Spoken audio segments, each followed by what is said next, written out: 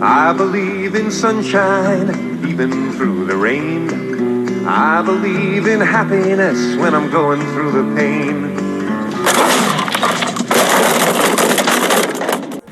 Hi, welcome to Around the World in 80s Movies. My name is Vince Leo. I am the author of the film review website Quipster.net. I invite you to check out over 4,000 of my written reviews. You can read anytime you want. Quipster.net, that's the website to go to, QWIPSTER.net. I also invite you to check out the link to my other podcast where I've looked at films that were at least new at the time that I recorded them that came out over the last 5 years or so. It's called the Quipster Film Review Podcast, and you can find the link to that at my website, Quipster.net. Today I'm going to be getting into the second part of this three-part series looking at parasites in 80s films. Last week I looked at Night of the Creeps, and this week another creepy crawly that gets into a human body and starts controlling us. Like zombies in a way, but having a lot more fun along the way. The Hidden from 1987. The Hidden is an R-rated film. It does have strong violence, gore, sexuality, and language. The runtime is an hour and 36 minutes. Kyle MacLachlan and Michael Nouri are the main stars. Edo Ross, Clarence Felder, Lloyd Gallagher, William Boyett, Claudia Christian, Catherine Cannon, Chris Mulkey, Richard Brooks, Larry Cedar, and Lynn Shay also appear.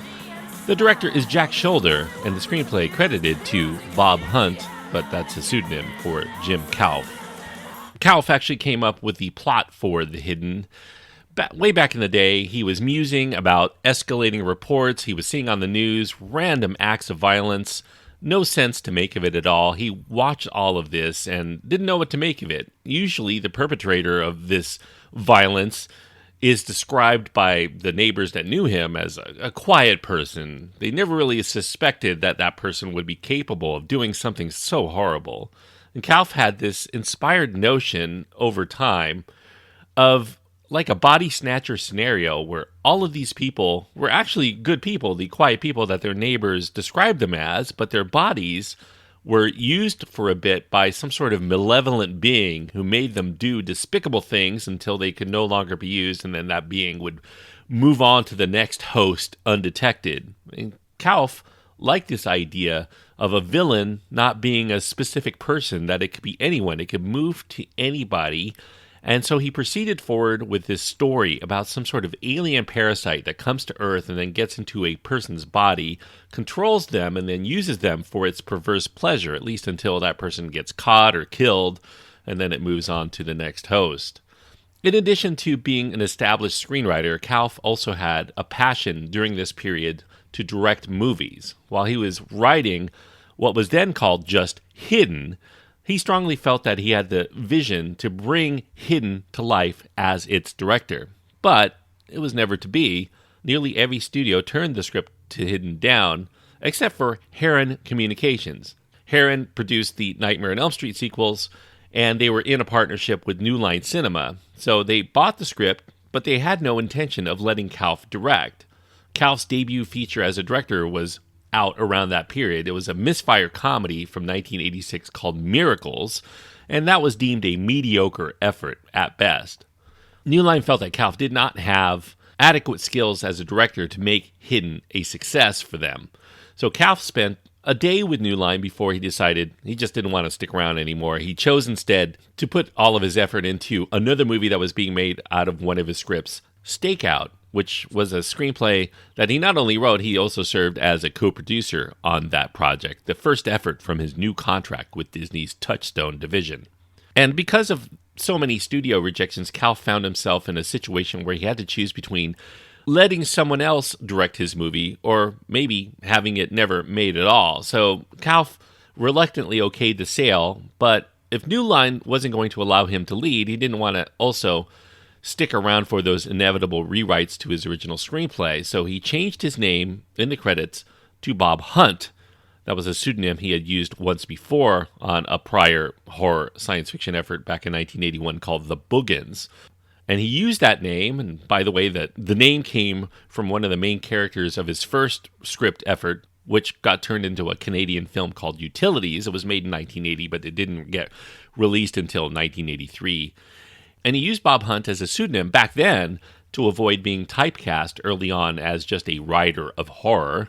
But now he was going to use that pseudonym to protest what would likely be a butchering of his original screenplay that he valued very highly. New Line also decided at that point to change the title from Hidden to The Hidden because they felt, horror movies often had the word the before the title, and they wanted to get that crowd to come in and watch this movie too, even though it was appealing to people who liked action films as well as science fiction too.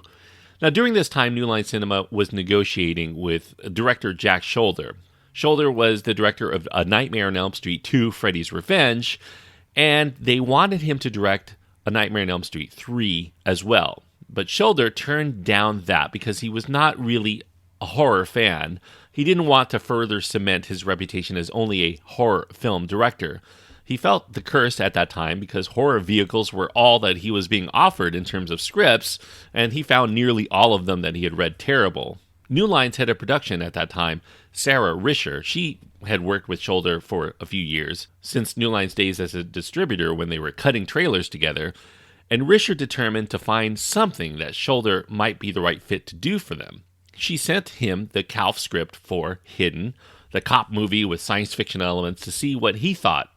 Sholder loved the writing. He loved the premise. He found it a real breath of fresh air. He thought this was like the Terminator, but with a very unique twist, something he would probably kill to do.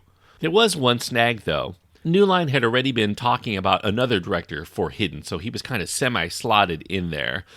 And Sholder thought that person was like a total hack. He couldn't believe such a great script would be given to somebody who didn't have the kind of skills to handle anything more than maybe the action sequences at best.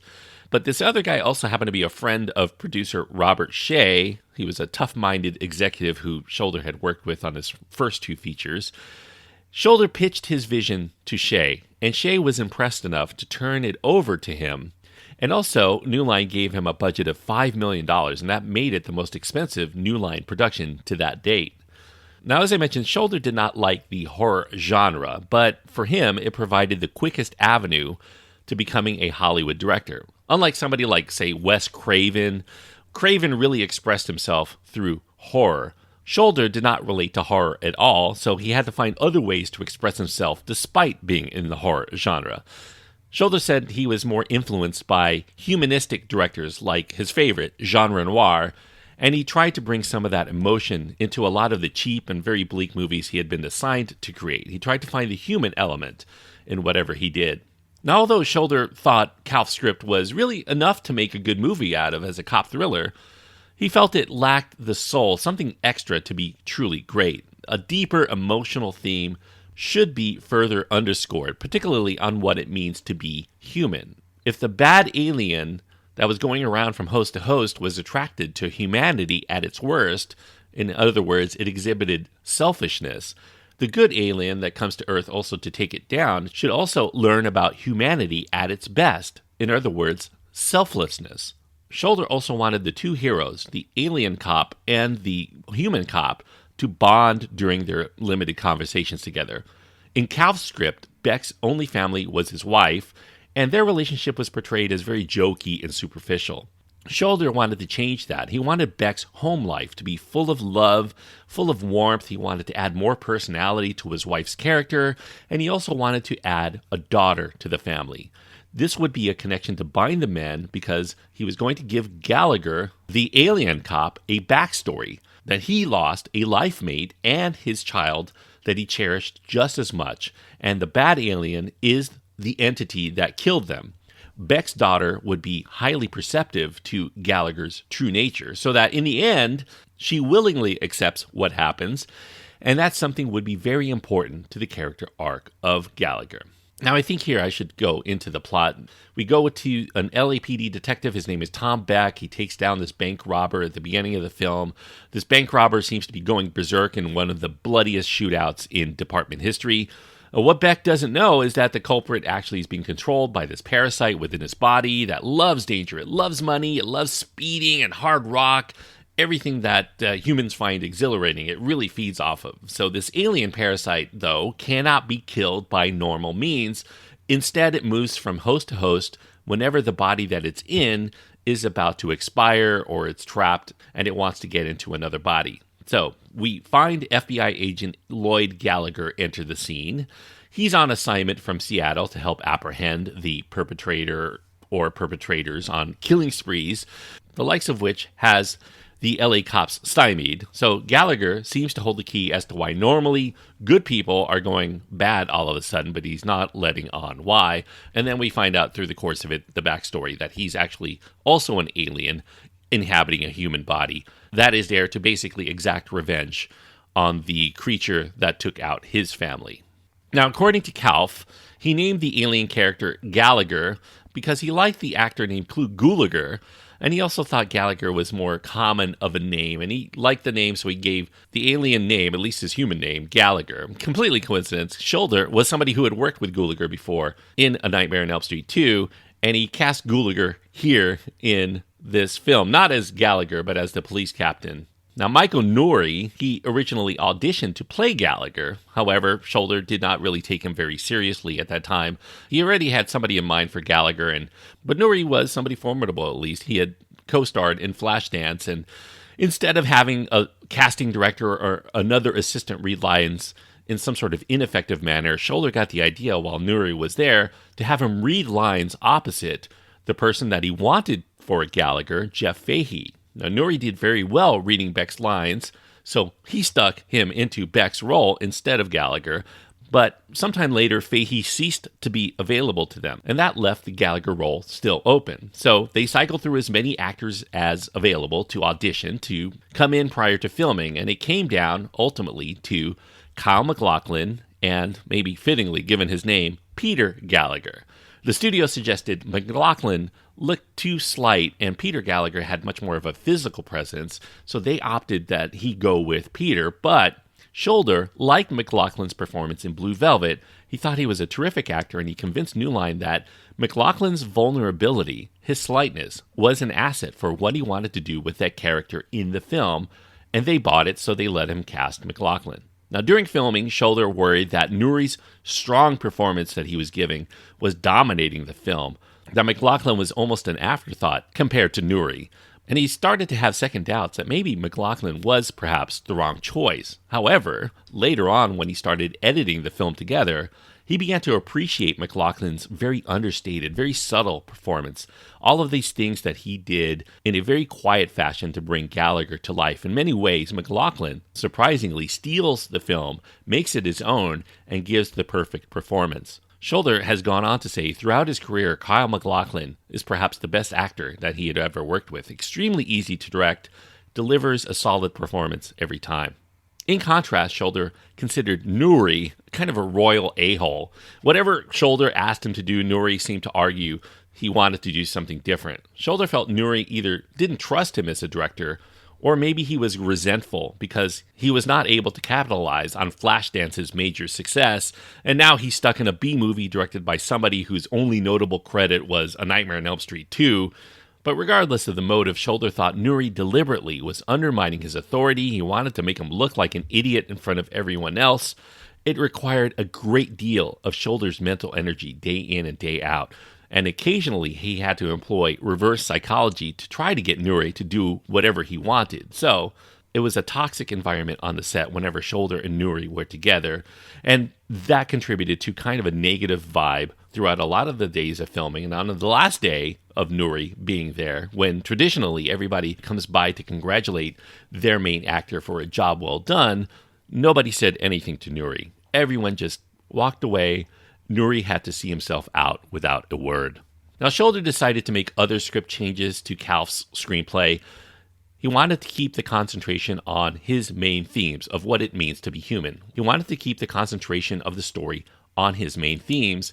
One change he made was to reduce the number of cop characters by half, not only for budgetary reasons, but also because it would make the narrative much more straightforward and people could concentrate more on what the film is ultimately about. He hired former LAPD detective Richard Whitaker to come in as a consultant to shape some of that police dialogue so that it would sound authentic.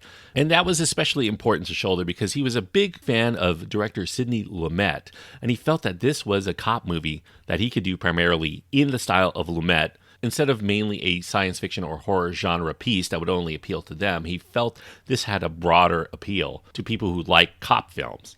Now, Sholder felt that the 6 actors, as well as this trained dog that were going to be used in the film to host the alien, should essentially be playing the same character.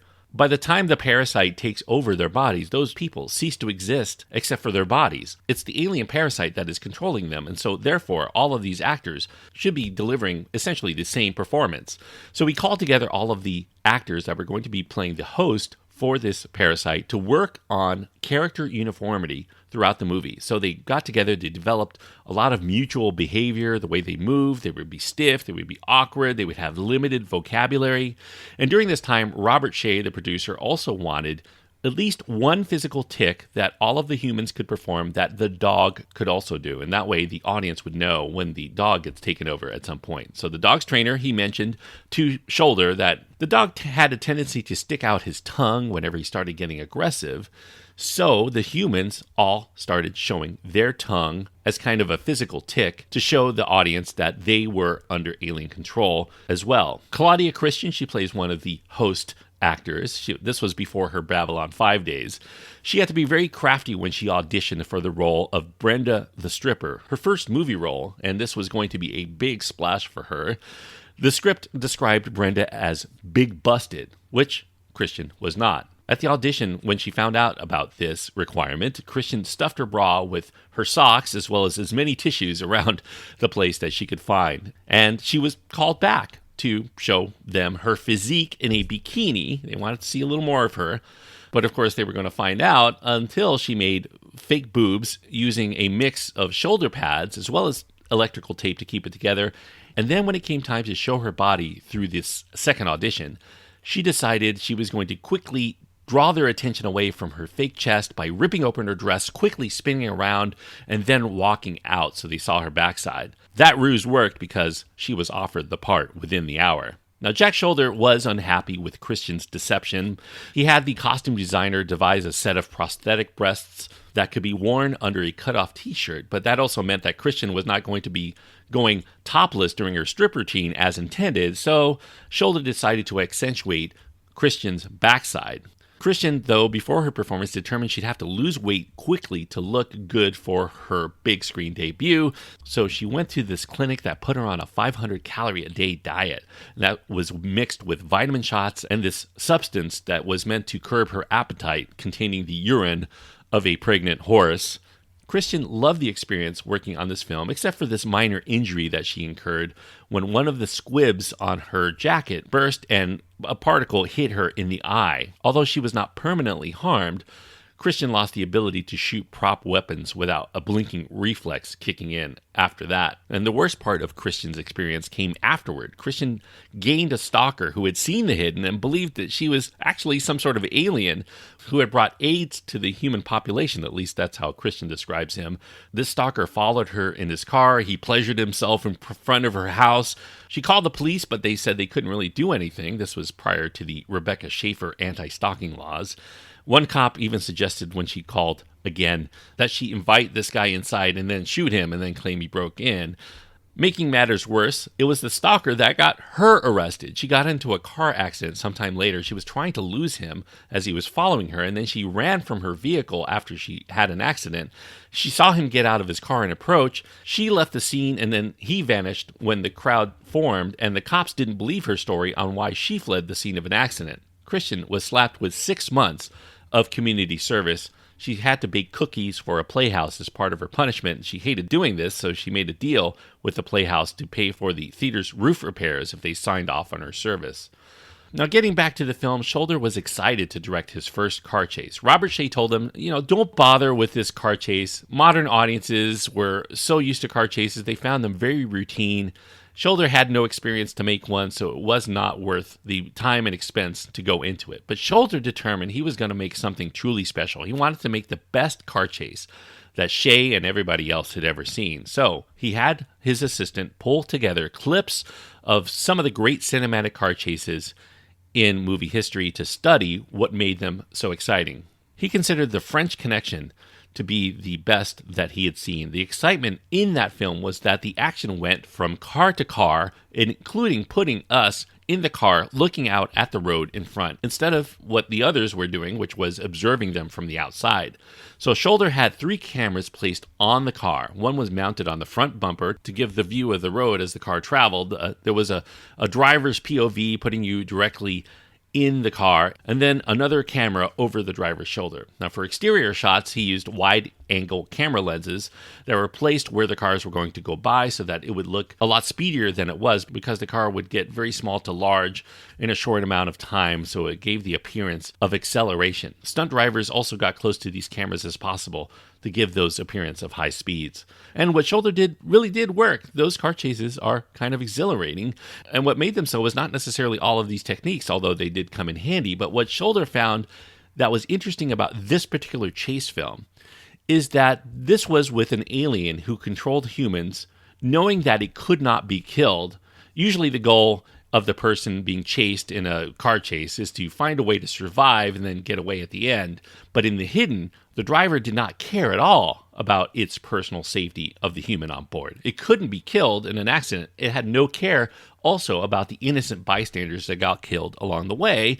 So he was going to capitalize on that by having its human completely exhilarated by this car chase, as well as plowing into many innocent victims throughout the course of that chase. So that at least made it somewhat unique. Now, New Line did remove quite a few things that were intended to be filmed. One was a scene where Beck finds a prior victim's body. This was going to be the opening scene. And then we cut right afterward to a bank robbery where this sadistic killer gets a lot of money and also kills people along the way. But New Line found that very unnecessary because, bank robberies were so routine at the time. It was just a dull way to open the picture, and it was also going to be too expensive. So Sholder instead decided he was going to open the film not with the bank robbery, but with the aftermath, with the bad guy walking out of the bank. But the studio still felt it needed just a little bit more. So Sholder filmed a title sequence in the bank with a stationary mock surveillance camera showing the perpetrator, the bank robber, murder people in the bank, and then that bad guy smiles into the camera as he blows it away. So we get the gist of the bank robbery without paying a lot of money. Now, another change, especially to the ending, in Kauf's script, there's a politician who hosts the Parasite. He was supposed to be the vice president of the United States who happens to be visiting the Los Angeles area. Now, this was changed by Sholder from the vice president to being a United States senator who was running for the presidency because he really wanted the alien to say the line, "I want to be president." And that made much more sense to somebody who was not currently in line to be president. So in addition to that, Sholder also added to the ending the flamethrower to the picture as a means to coax the bad alien out so that it could be shot by the one weapon that could kill it, which was in the possession of Gallagher. Now, in the original script, the alien does get away. It boards a plane back to Washington in the vice president's body, implying that it intends to become the most powerful entity on Earth. But Sholder felt that audiences did not want to see the bad guy get away. So he changed that so that Gallagher could get that final shot in the end, and then he could get into what the film was really all about, which was an alien deciding that he would embrace humanity as worthwhile. Now, in addition to the script changes to try to shore up some of those themes, there was another tactic that was suggested by one of the production designers, which was to eliminate the color blue, at least as much as possible, from the picture. They would emphasize more greens and grays and browns, mostly greens, and the thought here was that blue was too comfortable to the audience. By keeping blue away from what they were seeing, the audience would remain unsettled, not know exactly where to focus or to be appeased. As much blue as possible was removed. All of the sets, all of the wardrobe were greens or browns or grays or some sort of color. Anything really but blue. Anything that is blue in the film is completely incidental. Now, when previous screenings in front of live audiences met with overwhelmingly positive response, New Line felt they had a bona fide hit with The Hidden. So they invested $5 million more. That was more than the budget for the entire film into a national advertising campaign. But despite the push, The Hidden only managed to hit number 6 in the United States in its debut week on Halloween weekend in 1987. They lost publicity to the major phenomenon, the red-hot Fatal Attraction at that time. And they were also competing the same week with John Carpenter's Prince of Darkness. So a lot of the same audience for a film that didn't have bankable stars or a premise that was readily understood by audiences. Overall, the film took in less than $10 million domestically, which made it a loser at the box office, at least in the United States. So a disappointment there, but since then, The Hidden has gone on to be kind of a minor cult classic for a lot of people. I do think it's one of the better B-movie treats from the 1980s. I think it lives up to its name by becoming a hidden gem, particularly for genre aficionados. If you love action, if you love sci-fi, and if you love horror, I think that you will get a lot of enjoyment out of watching The Hidden. And while it's not among the seminal classics of its era, like The Terminator or Aliens, I think that The Hidden is just as fun an experience to watch. It has solid laughs, it has terrific action, and there's this very interesting storyline to follow and characters that we come to care about. Now, looking at it today, I do think it feels like a precursor. If you're a big fan of the Grand Theft Auto series of video games, I feel like I'm watching like a demo of that game in a way. It's like a lot of the same insidious love of fast cars, of loose women, of hot music, of explosive weaponry, the unbridled hedonism. That was all capitalized by those video games that came out sometime later. Instead of the human hosts, though, of course, it's the car hosts that you jump into. But essentially, it's a lot of the same vibe. And although this film may be low in budget, I do think that it's very high in fast-paced action, and that it proved to be ultimately an influential film in its own right in the science fiction/horror buddy cop comedies for many years to come. The action here comes at a fever pitch. It never lets you have a second to question some of the film's more implausible moments before moving on to the next locale and its next set of wild circumstances. I think this is possibly the best work in Jack Sholder's erratic career, and he personally considers The Hidden his favorite of his films. And even though it was a pain in the butt for him to make, at least with Nouri, I think the chemistry of the two leads is very good. I think Michael Nouri is fantastic in this film. For as much problems as he caused for Sholder, he still delivers a really effective hothead cop. And MacLachlan, I agree with Sholder. He's perfect in this role as this very unemotional and very mysterious stranger who gives us subtle hints about what's going on without having to say it. The interactions between the two leads is very funny. A lot of what Sholder does here is gutsy, and I think the momentum of the story goes on very well even when the action is not on the screen. I think horror fans are going to enjoy the really gory moments. It's going to keep their attention. Science fiction junkies, of course, are going to love the alien aspect of it. And those who are just looking for a really good action flick, I think you'll be absolutely ecstatic. The Hidden is one fun scene after another, moments of intelligence, thoughtfulness. It's rare to find this in what should have been just another Z-grade knockoff. Screenwriter Jim Kalf, I think he's made quite a career for himself. Two of the hippest buddy cop films, Stakeout, of course, that came out the same year, as well as Rush Hour, he had his hand in writing. But I think The Hidden, of all his films, gets the comedy and thrills mixture better than anything else that he's made. I think The Hidden is worth finding, and that's why I'm giving this film 3.5 stars out of 4. 3.5 stars on my scale means that I do think that this is a good film.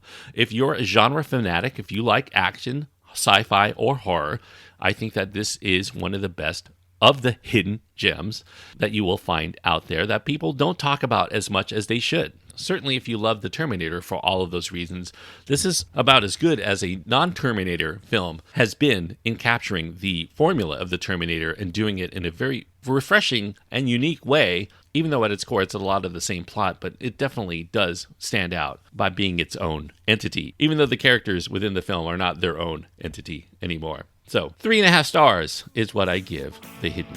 By the way, there was a direct-to-video sequel that was done for The Hidden. It came out in 1984, called The Hidden 2, mostly made by people who had nothing to do with the original film, and it almost feels like they didn't even see the original film. It's a terrible movie.